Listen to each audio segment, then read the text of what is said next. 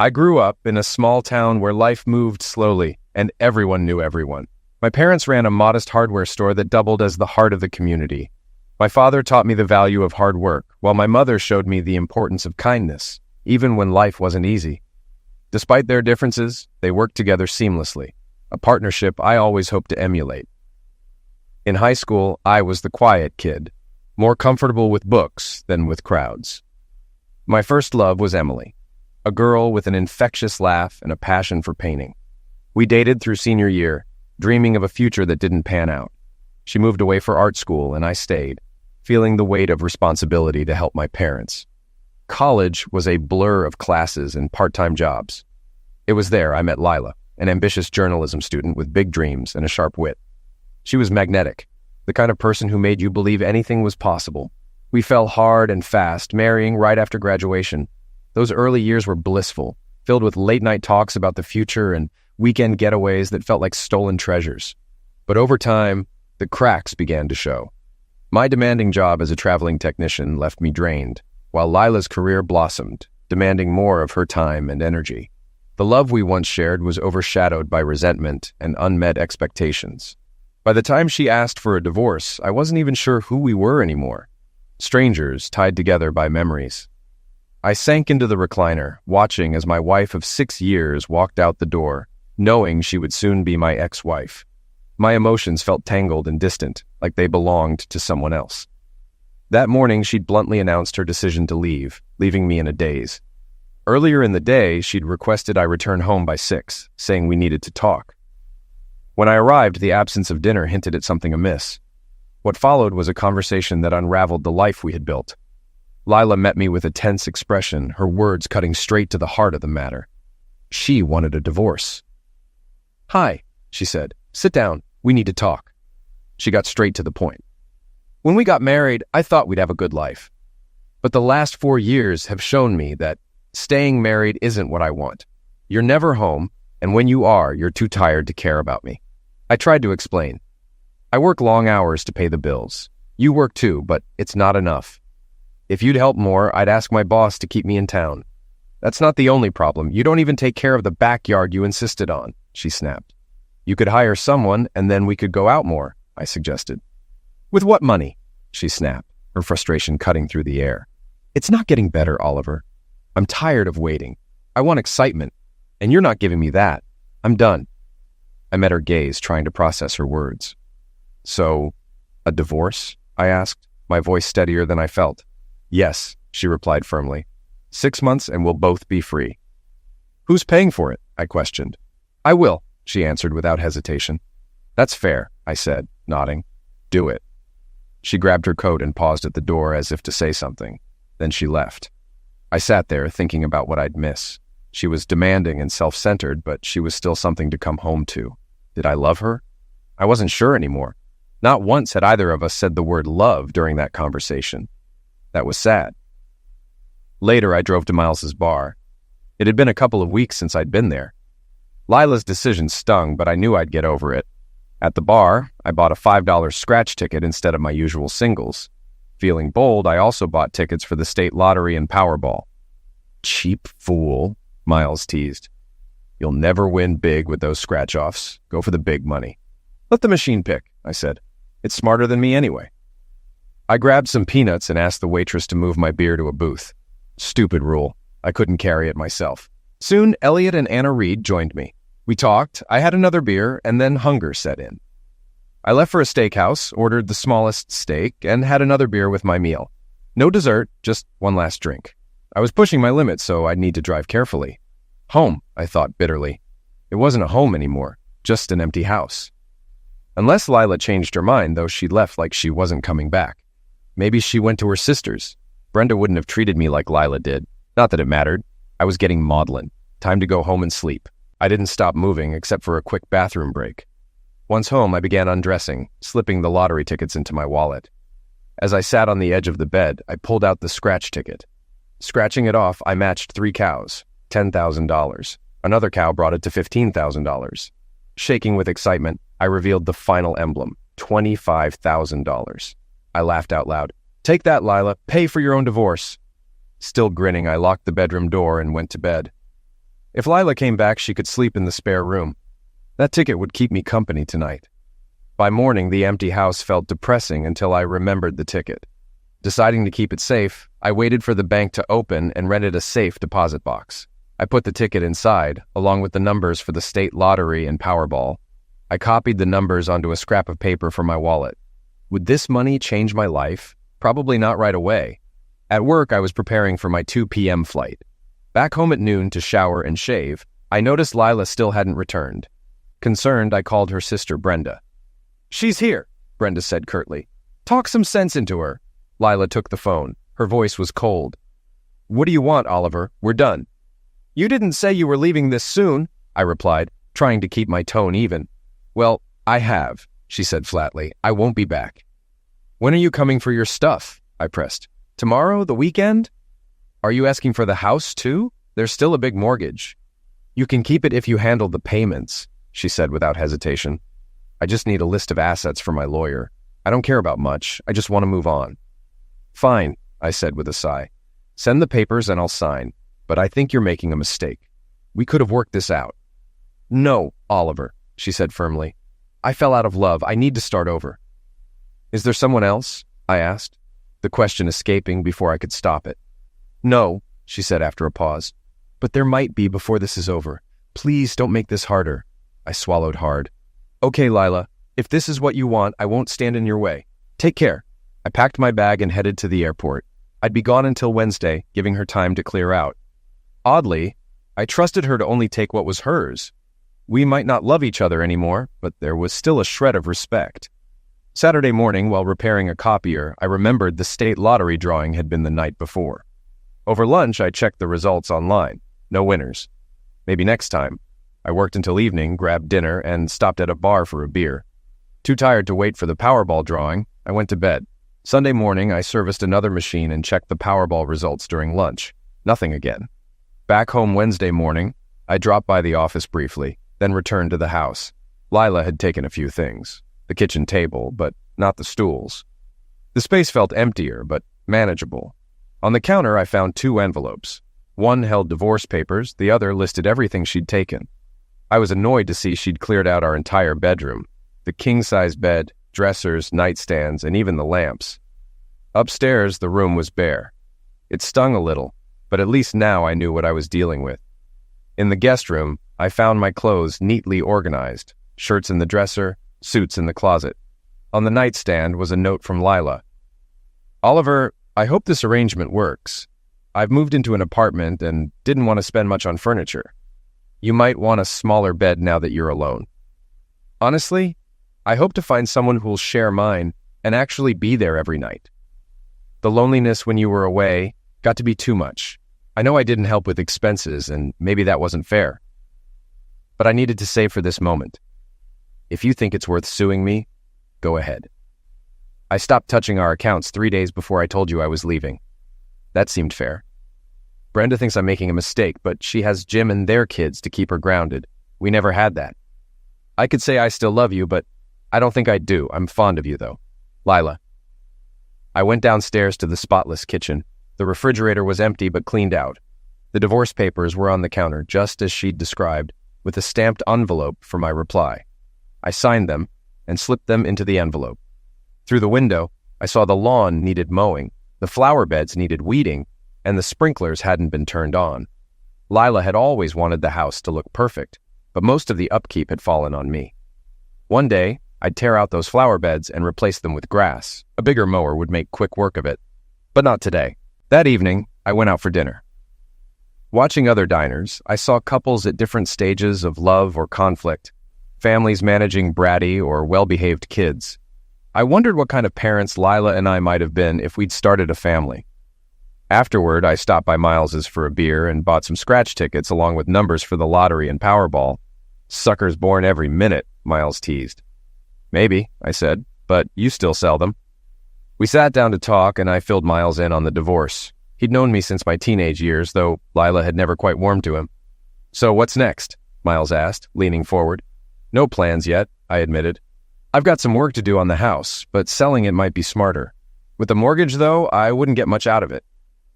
"You need a roommate, someone to share the expenses," he suggested. I don't know if I could trust someone, I said with a bitter laugh. I trusted Lila, and look where that got me. Even now, though, I know she's being fair. She's not trying to screw me over. Miles studied me for a moment. Do you still love her? I shook my head. Not really. It's more of an inconvenience than anything else. More customers came in, and our conversation ended. I headed home to bed. The next morning, I mowed the lawn, but left the flower beds alone. The neighbors didn't seem to know Lila was gone. A few stopped to chat, but no one mentioned her. Later, I returned to Miles's for another Powerball ticket. Still no winners, he said. The prize is getting serious. Same numbers, one scratch ticket, I said. Scratching it, I won $10. Are you ahead on these tickets? Miles asked, smirking. I am, actually, I replied. But I'm waiting until the divorce is final before I let anyone know how far ahead I am. Lila wouldn't cause trouble, but why risk it? Friday and Saturday came and went with no lottery wins. By Sunday, I replaced my old tickets with new ones for the upcoming drawings.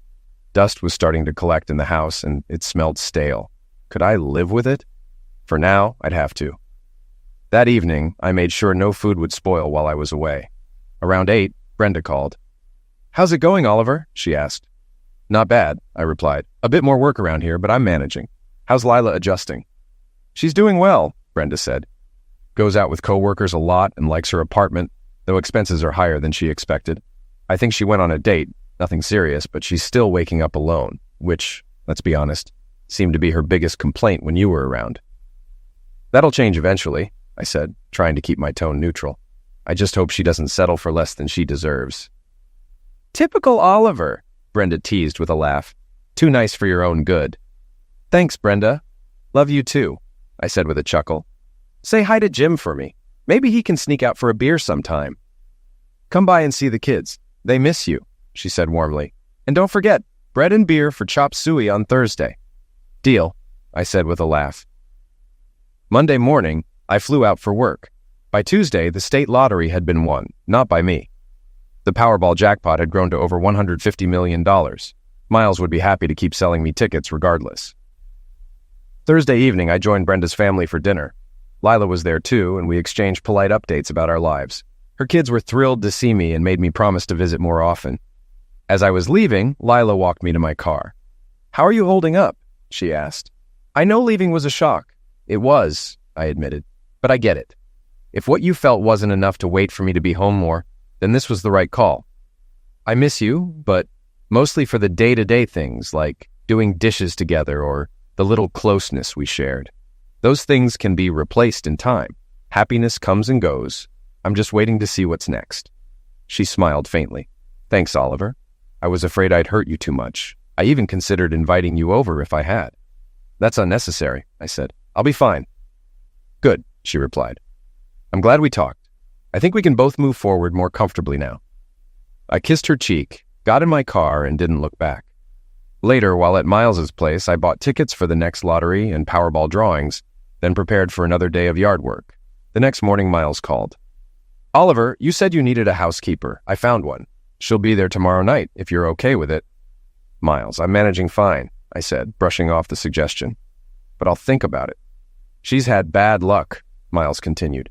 She's a war widow with 2 kids and is being evicted next week. She needs a break. How old is she? I asked, curious despite myself. 25, he replied. She used to be so cheerful, but life's been hard. Her husband died in the service, and her parents are barely scraping by to help her. She just needs a chance. I sighed, feeling the weight of the situation. Why is this my responsibility? Because it's a win-win, Oliver, Miles said confidently. Trust me. Fine, I relented. I'll talk to her. What's her name? Eva Brown. She'll be there at 6. Maybe take her to dinner, Miles suggested. Don't push it, I replied with a groan. I returned to my quiet, empty house, pushing thoughts of the woman I was supposed to meet to the back of my mind. I imagined her as a petite, slightly curvy woman, maybe 5'3". I arrived at Miles's bar early for our meeting. A few people came and went, but none matched the description. Then a tall woman, almost my height at 5'11", entered. Slim and graceful, she moved with an elegance that caught my attention. She spoke to the bartender, her voice smooth and pleasant. I noticed her glance my way a few times before our eyes met. She smiled faintly, acknowledging me. When's Miles supposed to be here? She asked the bartender. He said he'd introduce me to someone. Miles is running late, the bartender replied. Do you know their name? Oliver Grant, she said. Hearing this, I got up and approached her. Eva Brown? I asked. I'm Oliver. Let's grab a booth. She nodded politely. Sure, I gestured to the bartender. Bring my beer over and refill her glass. Then I led Eva to a booth. So, I began. Knowing Miles, I bet his description of me was far from accurate. Eva laughed lightly. He said you were the most handsome man I'd ever meet, that your wife left you and you were heartbroken. He thought my kids and I could save you from despair. Classic Miles, I chuckled. Here's the truth. My wife did leave me, but I'm far from devastated. I'm just looking for someone to help with housekeeping. If you're in a tough spot, a live-in arrangement could work, but most of your compensation would be the living situation itself. And what did Miles tell you about me? I asked. He said you were cute, recently single, and needed help around the house. He also mentioned I'm a war widow with 2 kids and about to be evicted. Sounds exaggerated, I said. It is, she admitted with a wry smile. I lost my husband, but I'm not destitute. I have insurance money. The city is tearing down my building for luxury apartments, so yes, I do need a place. My kids are 7 and 6, well-behaved and smart. A stable home would be great, but I'm not desperate. The city promised to relocate us. I heard you tell the bartender you couldn't stay long because of your kids, I said. That's right, Eva replied. I promised them McDonald's tonight. It's a treat since I prefer cooking at home. I'm a pretty good cook.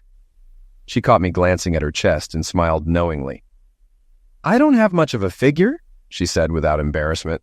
I eat a lot, but I have a high metabolism. Cooking is just my way of indulging my appetite. Let's go to McDonald's then, I suggested. I haven't eaten yet, and I'd like to meet the kids. After dinner, I took Eva and her kids to my house. She admired the flower beds, even stopping to pull a weed as we walked around. I explained my travel schedule, usually 3 days a week, with notice in advance. Inside, I showed her the bedrooms. She said, if we move in, I'll need a full bed and a twin in the master bedroom. I don't want my daughter sharing my bed, even if we share a room. Logan can take the spare room. She hesitated, so I addressed the unspoken question. You're wondering if I'd expect Zex? She nodded. I'm not interested in a physical relationship right now, I said. I've always respected boundaries, and I will here too. If this arrangement works, we need to be clear up front. Okay, she said. So I handle everything except closeness, and you pay for everything, like with Lila? Pretty much, I replied. I'll leave $500 for incidentals and get you a credit card by Thursday. If you use your own money, I'll reimburse you. This feels like I'm getting the better deal, she said. But I'll cover half the food. The kids eat, and you're not always here. Fair enough, I agreed. She smirked. You're paying and not even getting any affection? All I need is respect, I said. I didn't get much affection in my marriage anyway. Let's change the subject, she said. This is outside my comfort zone. Sure, I said. I'll take you home. Show me your beds in Tinkerbell to see if they're suitable or if we need new ones. Tinkerbell is Teresa's nickname, Eva explained, smiling. The name fit perfectly. Her daughter had an undeniable charm her mother lacked, though Eva's confidence was appealing in its own way. Later, I went to the bar around 10:30. Miles, give me a scratch ticket, I said. Let's see if Eva Brown brings me luck. When he handed it over, I gave it back. You scratch it. I bet you another ticket it's a winner. It was a $50 win. Begrudgingly, Miles bought another ticket to honor the bet. That one was a dud. Oliver, you're a lucky prick, he said, laughing. Then he asked, is Eva working for you? I dodged. Miles, you told plenty of lies about me and about her. We compared notes. Well, did she move in or not? Miles, you've got a customer, I said, pointing toward the bar. I waved and walked out before the state lottery drawing. I didn't stop by Saturday. On Sunday, I came in early to buy tickets for the state lottery and Powerball. Miles wasn't there, so he still didn't know if Eva had decided to move in. Monday morning, I left for a short trip, driving instead of flying, and returned Wednesday evening. Pulling into the driveway, I noticed an old Camry. Eva must be here. Inside, the smell of pot roast greeted me. Eva was taking a Dutch oven off the stove. Hi, she said. Go wash up and grab us a beer. I called Miles to find out what you drink. Genesee Light. Tried it myself. Not bad, though sweet. The table was set with floral dishes I didn't recognize. Where did these come from? I asked. Wedding gift, she said quietly. Barely used them. My husband's gone, and the meaning went with him. Time to move on. These will be our everyday dishes now. Her steady voice carried a hint of emotion. They're beautiful, I said, admiring the arrangement. And the flowers? From the backyard, she replied with a small smile. Thought they'd brighten the table. They do, I said, glancing around. Something smells amazing. Pot roast with onions, carrots, and potatoes, she said. Sit tight, I'll grab the kids. And don't start without us. We always say grace before dinner. I like that, I said, nodding. The kids were shy but polite as they joined us. As I looked around, something clicked. Wait, this table wasn't here Monday. Ava smiled. We moved in this week. Beds are set up. Tonight's our first night here. Good, I said. I wondered when you'd make the move. Toward the end of dinner, Logan spoke up. You have a huge TV. It is, I said. I used to have a smaller one in the bedroom, but my wife took it when we split. You have a wife? Tinkerbell asked innocently. Therese, Eva said, embarrassed. That's not our business. It's okay, I said. Her name's Lila. We grew apart and decided to separate. She wanted me home every night, but my work made that hard. You might meet her someday. Is she pretty? Tinkerbell asked. She is, I said. There's an album under the TV if you want to see her pictures. The kids excitedly retrieved the album, flipping through photos of Lila. Tinkerbell glanced between the pictures and her mom, clearly noticing the contrast. Who's this with the kids? She asked, pointing to another photo. My sister-in-law Brenda and her family. They visit often, so you'll have playmates, I explained. Brenda's a great cook, like your mom. Lila wasn't much into cooking. Tonight's meal was one of the best I've ever had. After dinner, I helped Eva clear the table while the kids watched TV. As we worked, she glanced over at me. That was the nicest thing you could have said. Was your wife really that bad a cook? She wasn't bad, I said with a chuckle. But she didn't enjoy it, so we ate out a lot. I wasn't lying. This was incredible. Thank you, she said softly, a faint smile touching her lips. It's good to feel like I'm good at something. Kids shouldn't think someone else is prettier or better than their mom. I can't say Lila wasn't pretty, I admitted. But beauty isn't everything. Eva looked at me curiously. Do you really believe that? I do, I said, nodding. I dated a girl in high school who wasn't conventionally attractive, but she was the kindest, smartest person I knew. Her husband's lucky. He got a gem. Eva smiled. I'm learning new things about you. Let's sit on the patio, I suggested. Later, tired from travel, I watched a crime show but fell asleep halfway through. Heading to bed, I relished the feel of fresh sheets for the first time in weeks. Thursday morning, I took Eva and the kids downtown. At the bank, I added her name to my credit card, which had an $11,000 limit. I always paid off my balance and handled money carefully. New cards were issued in both our names, set to arrive soon. Outside, Eva looked at me, surprised. Why did you do that? I expected a $700 limit, not this. What happens if the cellar floods, the furnace breaks, or you need to stay in a motel while I'm away? I replied. This is my house, and I'm responsible for everything in it, including you and the kids. End of discussion. Softening my tone, I added, that said, I hope we don't need the full limit because funds are tight until my upcoming raise. The card gives me flexibility, though, so use it if necessary. Was your wife's name on your card? She asked. No, I said. She had her own for emergencies, but rarely used it.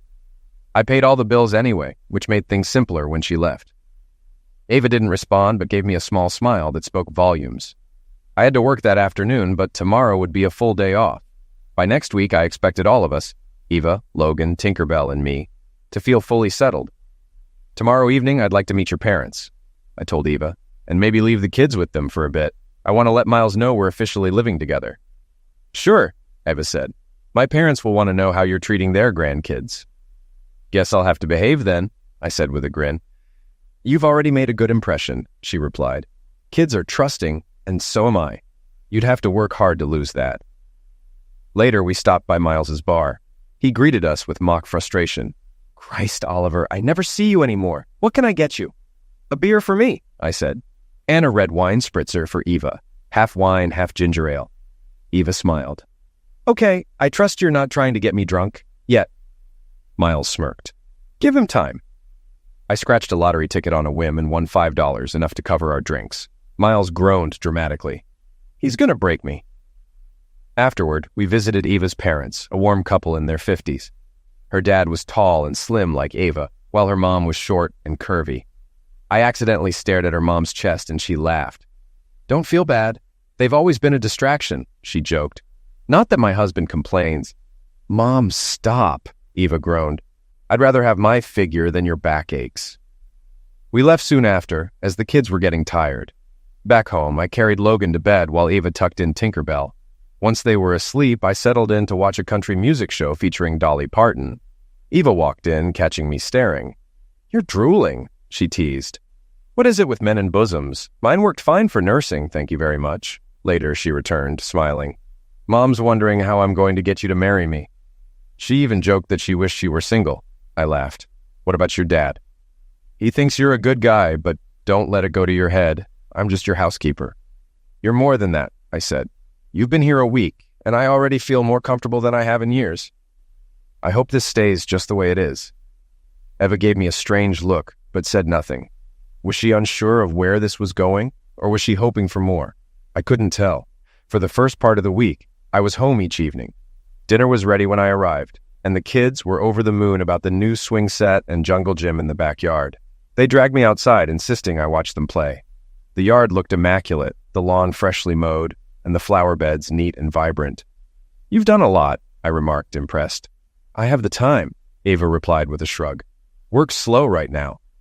"You freelance, right?" I asked. "Yes," she said. "I edit articles for magazines. It's all remote and work comes in waves. Not scrambling for rent has been a huge relief." "Will you be home Friday evening?" she asked after a pause. "Yes, why?" I replied. "I have a dinner date," she said, almost hesitantly. "And I was hoping you could watch the kids. I should be back by 11. A sharp pang of jealousy hit me, but I kept my tone light. "Of course, I'll order pizza, and we'll have a party."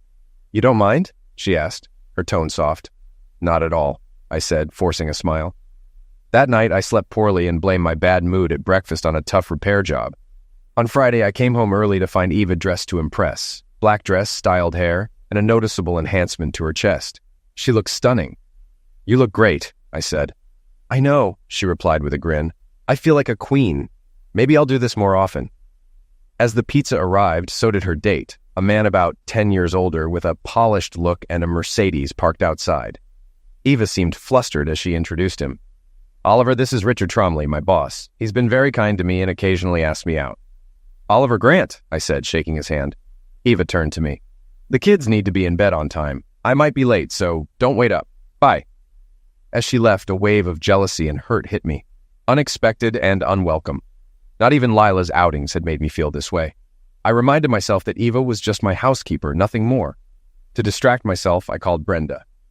"Hey, I installed some swings in the backyard. Bring Simon and Pearl over to try them out." "Not tonight," she replied. "What's new with you?" "Not much," I said. "The kids belong to my housekeeper. She's out on a date, and I'm babysitting."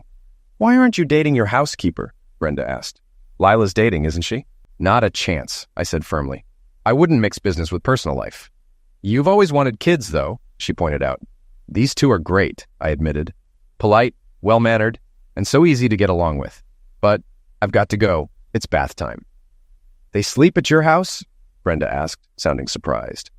"Eva and Tinkerbell share my room. Logan's in the spare and I'm in the guest room," I explained. "You're holding back," she said with a laugh. "I need to meet this woman. Fire up the grill tomorrow and we'll come over." "Sure, come by at 3, I said, laughing. Later, I watched Shrek with the kids before tucking them in.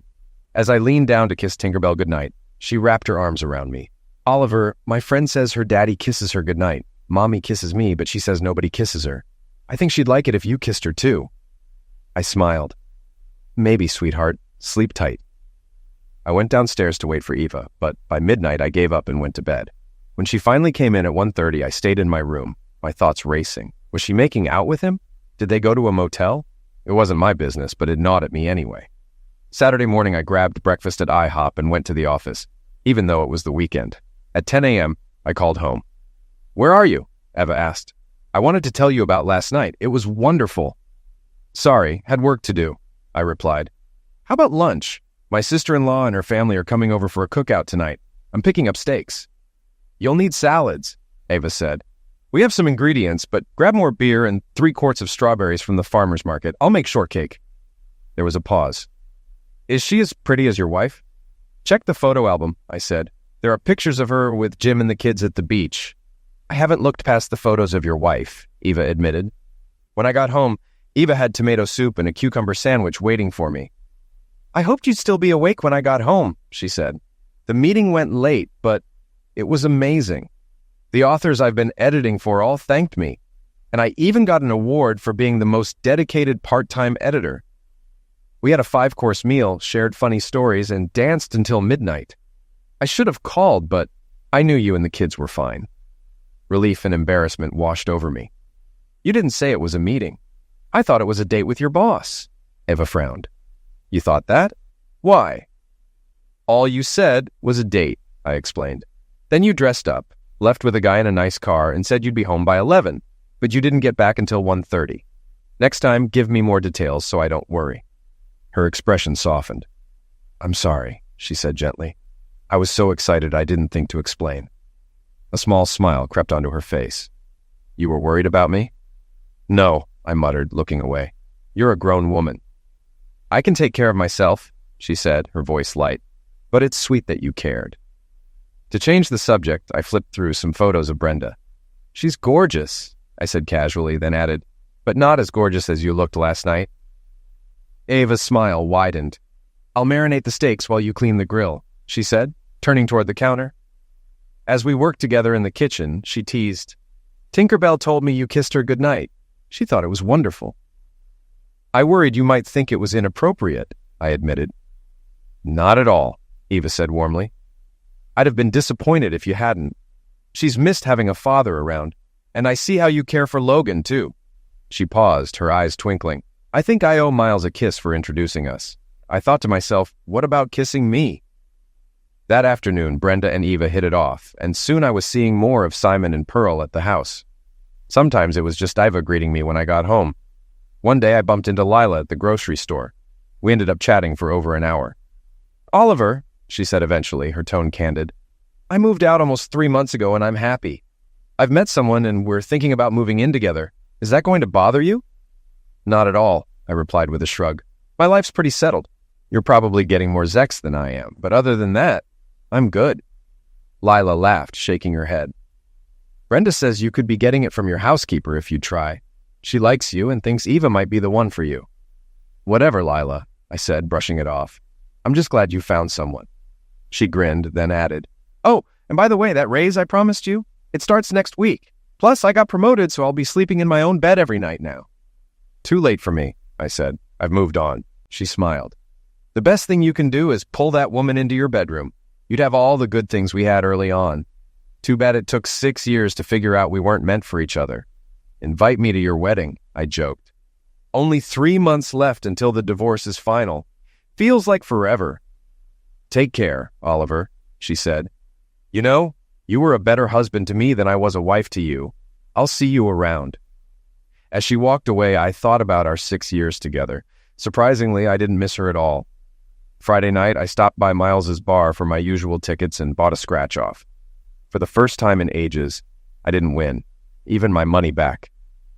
"Has my luck finally run out?" I muttered. Miles wandered over, laughing. "All downhill from here, Oliver. How much have you won lately?" "At least $2,000 in the last few months, maybe more," I said. "I'll figure it out at tax time." "Damn fool," he said. "I wouldn't declare at all." I laughed. "Oops, forget I said that." Miles smirked. "Go home and tell Eva you're losing your streak. While you're at it, when are you going to get in bed with her? She needs it as much as you do. Might as well make it sooner than later." "Screw you, Miles," I shot back. "That's what Lila said to me earlier. Hey, bring Eva in more often. It's fun ganging up on you." At home, I overheard Eva talking to her mom in the living room. The kids were staying at her parents' house. "Oliver is the best thing that's happened to me, Mom," she said. "I loved my kid's father, but I think I love Oliver more." Her mother replied, and Eva laughed softly. "I can't just slip into bed with him. He'd kick me out the moment he woke up."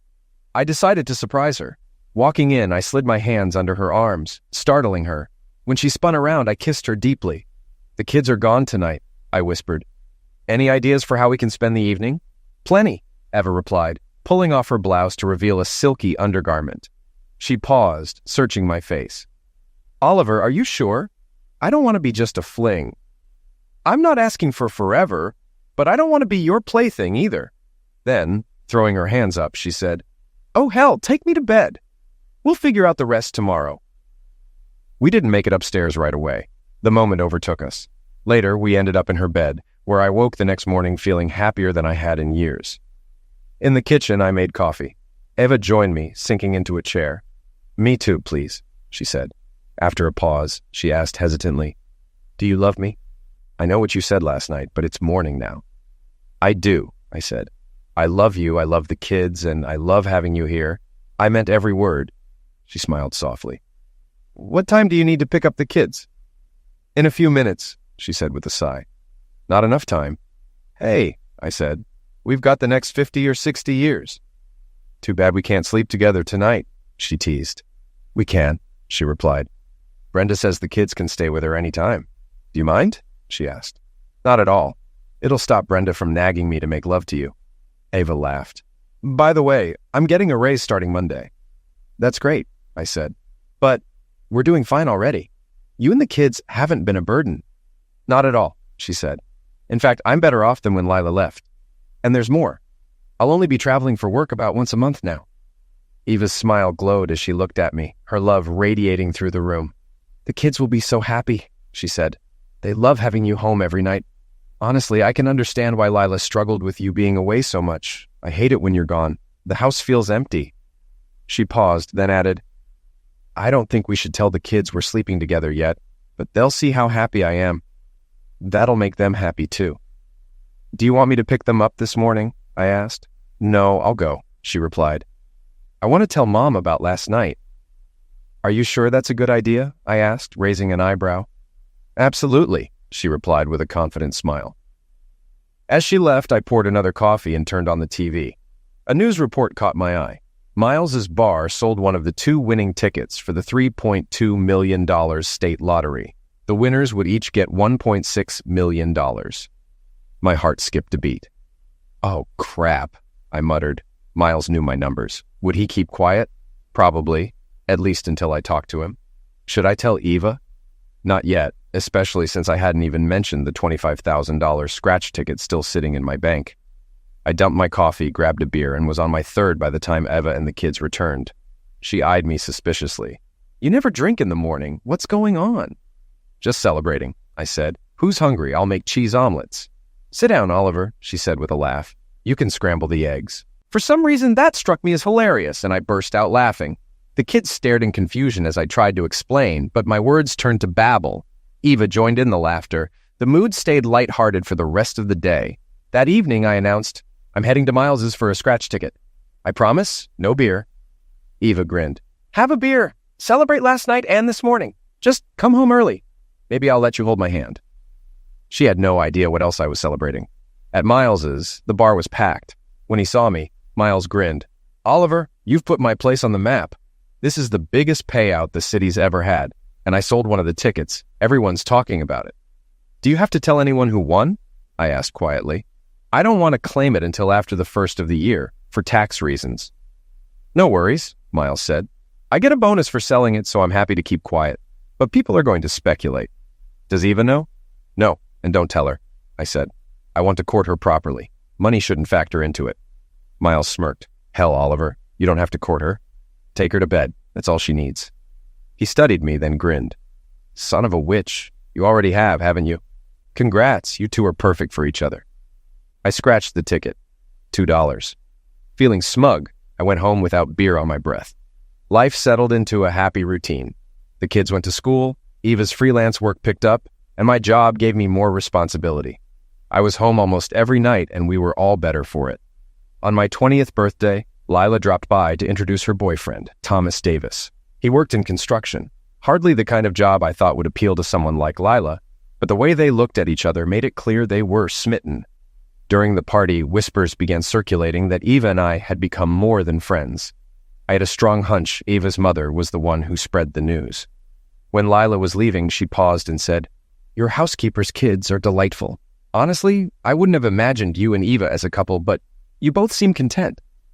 Is this serious? It is, I replied. Living in the city and coming home every night brought us closer. We both get why you left, and I'm genuinely happy for you and Thomas. She smiled and teased, All right, that secures you an invite to our wedding. Everything was going well until a work trip stirred up unexpected trouble. My secretary, Vivian, a strikingly attractive young woman, had to come along. In the chaos of preparing, I asked her to swing by my place to grab my luggage. That one errand set off Eva's jealousy, though I didn't realize the extent of it until I returned 2 days later. Ava's frosty demeanor and sharp tone made it obvious something was wrong.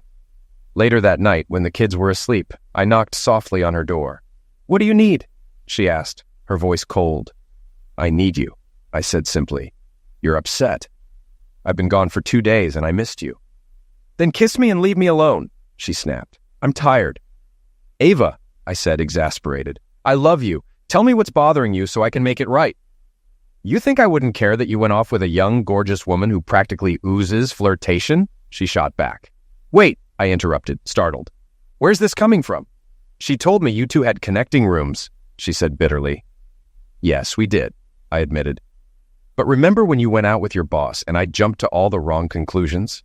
This is no different. I get how you feel, unsure and hurt, but it's not what you think. I reached for her hand, guiding her toward my room. Slowly I began undressing, letting my actions speak louder than words. Eva stood still for a moment, then hesitantly allowed me to help her out of her clothes. Oliver, she said quietly, don't lie to me, please. I wouldn't, I assured her, but let me tell you something about Vivian. She flirts a lot, and there's a very specific reason why. Her brow furrowed. What are you saying? I should have been more concerned about her meeting you than the other way around, I said with a smirk. It took her a moment to catch my meaning. You're serious? She asked, her expression shifting. Completely, I replied. When we first started working together, Vivian confided in me. She's attracted to women. She even asked if I'd have an issue with it. I told her I didn't, as long as she stayed professional. To keep things simple, she plays the part of a flirt with men to deflect attention from the women she's actually interested in. I hesitated before adding, I've even met her girlfriend Sophie, who's as stunning as Vivian. Sophie works in another department. To my knowledge, I'm the only one who knows about them. Yes, we shared connecting rooms, but only so I could work at night after our meetings. Ava's tension eased, though a shadow of doubt lingered. You were worried about me and Vivian? Not even a little, I said. I trust you completely. As for Vivian, well, let's say I trust her 95% of the time. She'll probably joke at our wedding about how you stole me from her. Eva chuckled softly. I won't let jealousy get the better of me again. The last couple of days were awful. I've never felt that kind of heartache. Smiling, I leaned in. Set your alarm. I plan to spend the night right here. We planned our wedding for the last Saturday in November, a cozy 10 a.m. ceremony at Miles's bar. Miles, ever generous, let us use the space for the reception until 4 p.m. Brenda was matron of honor, with Tinkerbell and Pearl as her attendants. Miles stood beside me as my best man, joined by Logan and Simon. The celebration was intimate, but full of warmth. My family was small, and Eva's parents were her only relatives, but the love in the room made up for it. Eva invited a few colleagues from the magazine, including her boss and his wife, who found it hilarious that I'd once been jealous of him. Brenda and Jim brought their kids and couldn't have been happier to be included, which only strengthened our bond with them. Lila RSVP'd with a note that she and Thomas Davis, now her husband, would attend. She signed it, Mrs. Thomas Davis, casually revealing they'd tied the knot at City Hall 2 days earlier. So much for that wedding invite she promised us. The most memorable discovery Eva and I made together was our mutual love for the polka. After some practice, we found that dancing wasn't just fun. It became a shared passion that brought us closer. At the reception, Vivian and her girlfriend Sophie were indulging in drinks, with Vivian as playfully flirtatious as always. She intercepted me on my way back from the restroom. Oliver, she said with a mischievous grin, dance with me. I need your advice. The band had started playing a waltz by the time we reached the floor. Vivian, tipsy and unsteady, leaned heavily on me as we moved. What's on your mind, Vivian? I asked. Sophie thinks it's time for me to come out, she blurted. She wants me to make it public. Would it ruin your wedding if I used a toast to make the announcement? Not at all, I assured her. But you realize once it's out there, there's no taking it back. I know, she said with determination. We're heading to Massachusetts over New Year's to get married, so people might as well know now. Then grab Sophie and meet me at the head table, I told her. I clinked a knife against my glass to get everyone's attention and stood between Vivian and Sophie. Ladies and gentlemen, I began, I have a special announcement. As many of you know, Vivian has long been the heartbreaker of our office, the one everyone secretly hopes to win over. Well, she's finally chosen her partner, which means the rest of us can give up our fantasies. Today, I'm thrilled to share that she's officially engaged. I stepped back and added, Vivian, care to show everyone who you love? The room fell silent as Vivian leaned in and kissed Sophie. After a beat, applause erupted, though someone muttered, "What a waste." The sentiment was drowned out by the cheers that followed. Grinning, I said, "Congratulations. Now how about a hug?" Vivian hugged me tightly, standing on her toes to kiss my cheek while Ava joined in, embracing Vivian as I turned to congratulate Sophie. Soon, a line of well-wishers formed, showering the couple with warm words and laughter. Later that evening, after a few more dances, I turned to Eva and said, "Time to wrap this up. We've got 6 whole days of honeymoon ahead." Before we left, Lila approached Ava, the two sharing a warm exchange. Then Lila turned to me. "One last dance, ex-husband?" she asked with a playful smile. "Why not?" I said, taking her hand. As we danced, Lila said, "I've been meaning to tell you. Leaving you was the right choice for both of us. You seem genuinely happy, and so am I. But when I first met Ava, I felt sorry for you. I thought she wasn't much to look at. Now I see how wrong I was. She's radiant, and Ryan says she's a better dancer than I ever was." As one ex to another, she added, "Don't ask me why, but I think she's perfect for you." "Thanks, Lila," I replied. "I wish you the best." "Friends?" she asked. "Always," I said.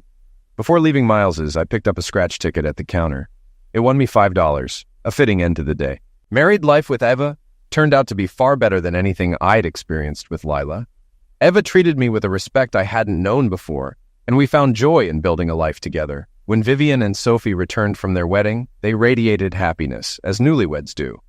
The office missed Vivian's usual antics, but everyone was genuinely happy for her. However, Vivian struggled a little with the lack of attention she once commanded. She and Sophie spent a lot of time with Eva, which initially made Eva a bit uneasy. "They're just adjusting," I reassured her. "Being open about their relationship is new for them, and they're leaning on us for support. Once they settle in, things will change." Ava seemed relieved and nodded. One evening, I decided to share a long-kept secret. Sitting beside Ava on the couch, I took her hand. "Ava," I began, "you've been managing our finances since we got married. How much do you think we're worth? I've been thinking about adding a few rooms to the house." She gave me a curious look and retrieved her accounting journal. "We started the year with this," she said, pointing to a column.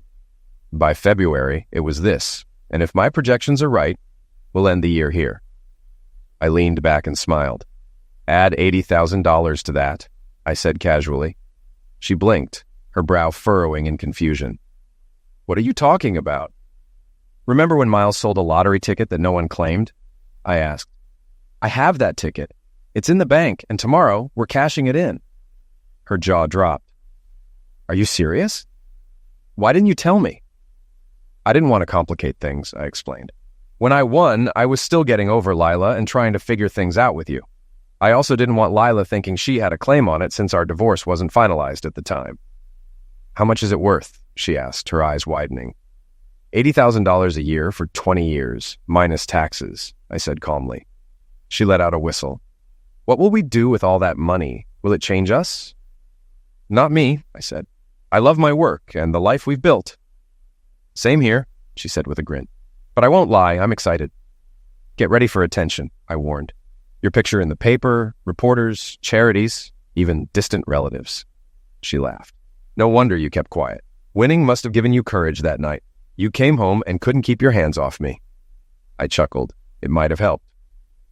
A month later, the excitement faded, and life returned to normal. Still, I kept buying scratch-offs and Powerball tickets. "Why bother?" Eva teased one evening. "Lightning doesn't strike twice. Buy a whole roll if you're going to keep playing." "Scratch tickets almost pay for themselves," I said. "It feels like bad luck to stop." Life was good, the house was cozy, and we loved our neighborhood. Monthly gatherings with friends and family became a tradition. Even Lila occasionally visited, maintaining friendly ties. Then Brenda shared news. Lila and Thomas were expecting, but Thomas had been injured in a fall and couldn't work. The neighborhood organized a baby shower to support them, including scratch tickets as gifts. That sparked something in me. I remembered the $25,000 winning ticket I had stashed away, uncashed since before I met Ava. That evening, I decided to bring it up. "Ava, there's something I need to tell you," I said, hesitating for a moment. "It's about money. And Lila." Her curiosity was piqued. "Go on." "The night Lila asked for a divorce, I bought a scratch ticket," I explained. "It won $25,000, but I never cashed it. It expires in 2 months." Eva tilted her head, considering. "Do you want Lila to know it's from you?" "Not at all," I said. "That's why I'm giving it to you. You decide." She smiled warmly. "Go get it. And grab 5 fresh tickets from Miles. I'll include them all in an envelope for the shower. Lila will never suspect." The baby shower was a success. That evening, Ava returned glowing. "Lila cried," she said. "At first, she didn't understand the scratched ticket, but when we cashed them at Miles's, the total was $27,304. It'll hold them over until Thomas can work again. No one suspects you gave her the big one." Her eyes sparkled. "I have my own news. I hope it makes you as happy as it's made me." "What is it?" She smiled softly. "I took a pregnancy test this morning. It's positive." Joy washed over me. I hugged her tightly, overwhelmed. Later, as we stepped out of the shower, she added casually, "Oh, Miles said to check the Powerball numbers tonight. Apparently it's a $275 million jackpot. Where's your ticket?"